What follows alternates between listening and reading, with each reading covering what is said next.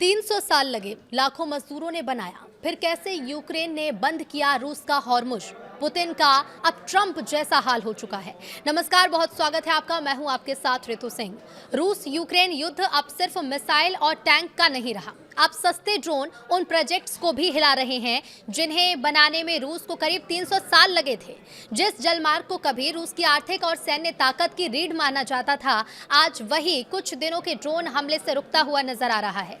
Ukraine के लगातार हमलों के बाद रूस को आज़ोव सागर, सी ऑफ आज़ोव से जहाजों की आवाजाही रोकनी पड़ी है। इसका असर सिर्फ युद्ध पर नहीं बल्कि रूस के ट्रेड और दुनिया के अनाज बाजार पर भी पड़ सकता है। आज़ोव सागर और काला सागर को जोड़ने वाले केर्च स्ट्रेट को बंद करना पड़ा है। ये 3 से 15 किलोमीटर चौड़ा इलाका है। इसे आप हॉर्मुज जल डमरू मध्य की तरह समझ सकते हैं कि जिस पर कब्जा कर ईरान ने पूरी दुनिया को हिला रखा है।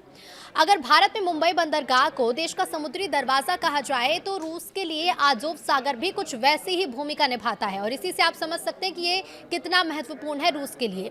ये छोटा सा समुद्र रूस और यूक्रेन के बीच में है।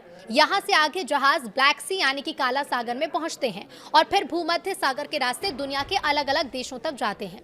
यानी रूस के दक्षिणी हिस्से से निकलने वाला अनाज, तेल, स्टील और दूसरे सामान पहले आज़ोव सागर पहुंचते हैं, फिर ब्लैक सी के जरिए अंतर्राष्ट्रीय बाजार तक जाते हैं।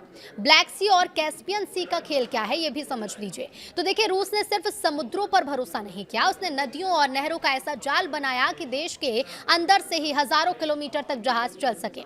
इसे आसान भाषा में ऐसे समझिए, कैस्पियन सागर रूस के अंदरूनी हिस्से की ओर है। कैस्पियन सागर को मैप में अगर देखा जाए तो वो चारों तरफ जमीन से घिरा है। इस सागर से अजरबैजान, रूस, तेहरान और तुर्कमेनिस्तान की सीमा लगती है। वहां से वोल्गा नदी निकलती है। वोल्गा नदी को वोल्गा डॉन शहर के जरिए डॉन नदी से जोड़ा गया। डॉन नदी सीधे आज़ोव सागर में गिरती है। अब आज़ोव सागर से जहाज ब्लैक सी और फिर दुनिया के समुद्रों तक पहुंच जाते हैं।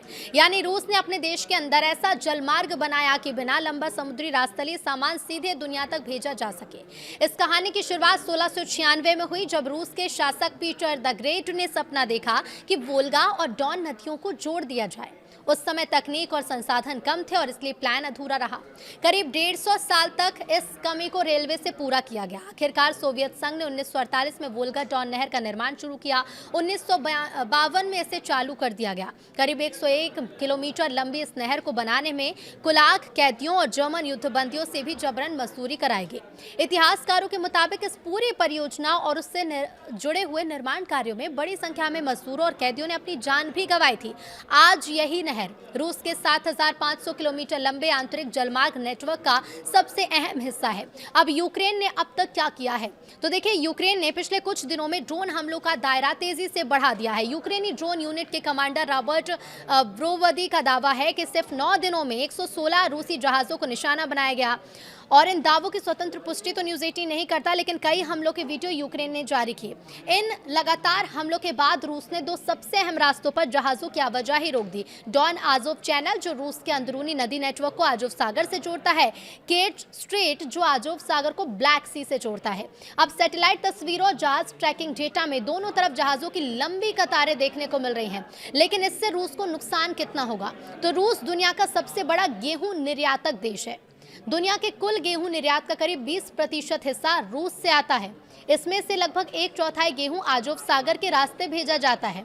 अगर ये रास्ता लंबे समय तक बंद रहेगा तो रूस को अरबों डॉलर का नुकसान हो सकता है। गेहूं की अंतर्राष्ट्रीय कीमत में भी बढ़ोतरी शुरू हो चुकी है। रूस कह रहा है कि वो सामान को ब्लैक सी के दूसरे बंदरगाह से भेज देगा, लेकिन कृषि बाजार के विशेषज्ञों का मानना है कि फसल के सबसे व्यस्त मौसम में उन बंदरगाहों की क्षमता इतनी नहीं कि पूरा दबाव संभाल सके। यूक्रेन का ये कहना है कि उसका मकसद सिर्फ जहाज डुबोना नहीं है, वो रूस की पूरी सप्लाई चेन को काटना चाहता है। 2022 में रूस ने यूक्रेन के दक्षिणी हिस्सों और क्रीमिया को जोड़ने वाले इलाकों पर कब्जा कर लिया था। तब से रूस आज़ोव सागर का इस्तेमाल सैनिकों, हथियारों, ईंधन और दूसरे अन्य सैन्य सामान की आवाजाही के लिए कर रहा है। अब यूक्रेन उसी लाइफलाइन पर हमला कर रहा है।